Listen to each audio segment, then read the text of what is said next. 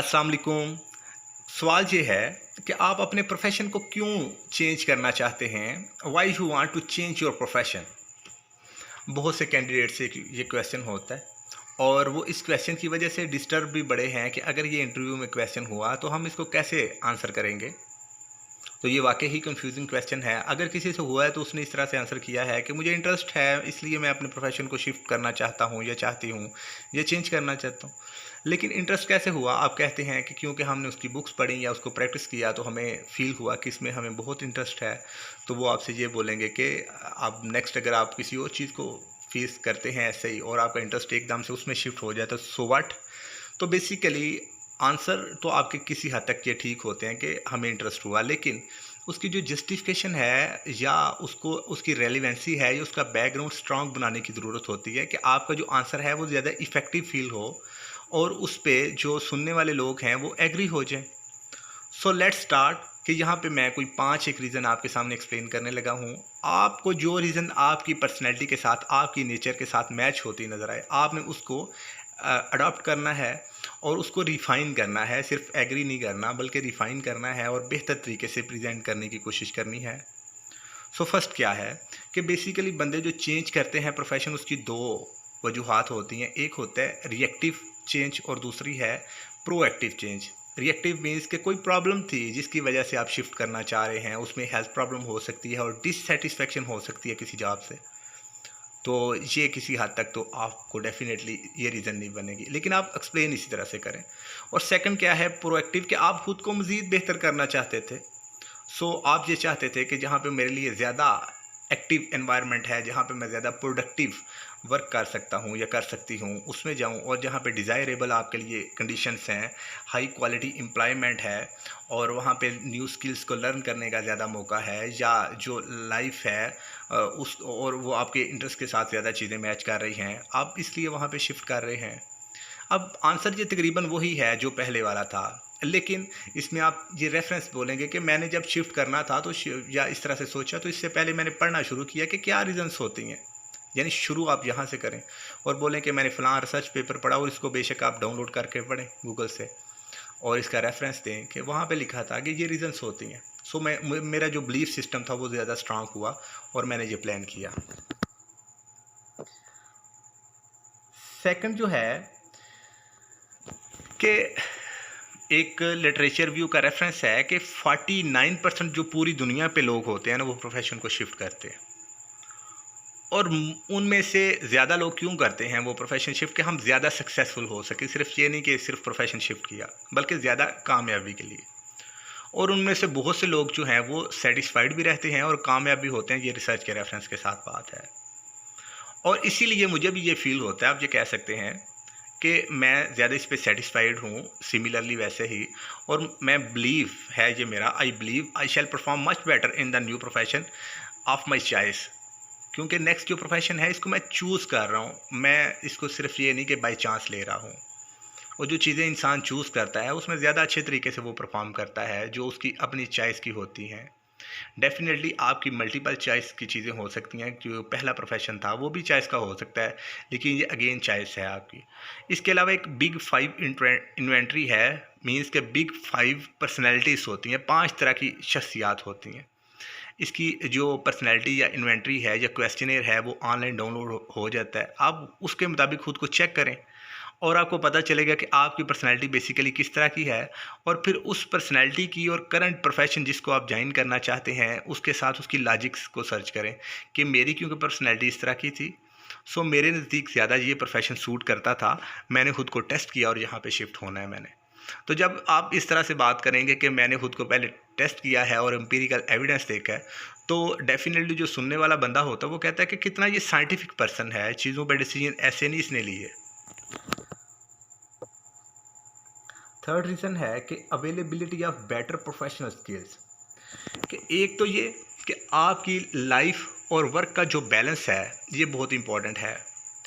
कि देखिए जहाँ पे आप अपनी लाइफ को, अपनी फैमिली लाइफ को, अपनी पर्सनल लाइफ को मैनेज ना कर पाएँ जिस प्रोफेशन में, वो आहिस्ता आहिस्ता आपकी प्रोफेशनल कैरियर को भी वो चीज़ें तबाह करती हैं, डाउन करती हैं। अगर आप इधर सेटिस्फाइड नहीं हैं तो आप वहाँ पे भी आपका सेटिस्फेक्शन का जो लेवल है वो डिस्टर्ब रहेगा कि वो चीज़ें आपको हमेशा रजिस्ट करती रहेंगी।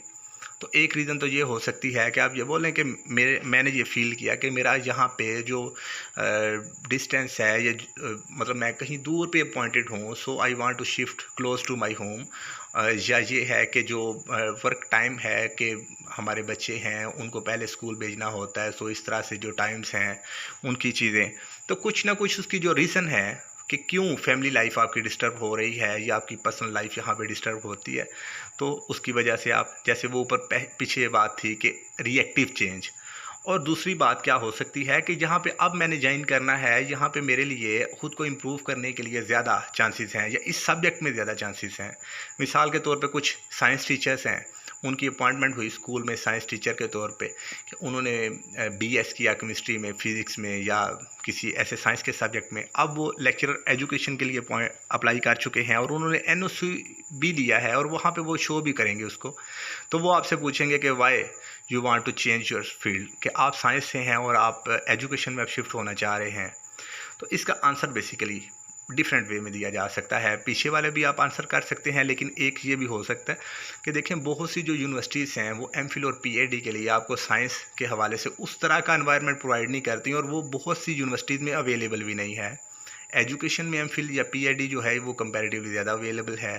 तो आप बेसिकली एक स्पेशलाइज्ड पर्सन बनने की आपकी डिज़ायर है, आप ये चाहते हैं कि मैं स्पेशलाइज बनूं, सो आपने इस सब्जेक्ट का तयन किया कि इसके लिए मेरे पास ज़्यादा अपॉर्चुनिटीज़ हैं, मैं इसमें ज़्यादा बेहतर तरीके से नेक्स्ट भी अपनी स्किल्स को एडवांस कर सकता हूं या कर सकती हूं एज़ कम्पेयर टू फलां सब्जेक्ट।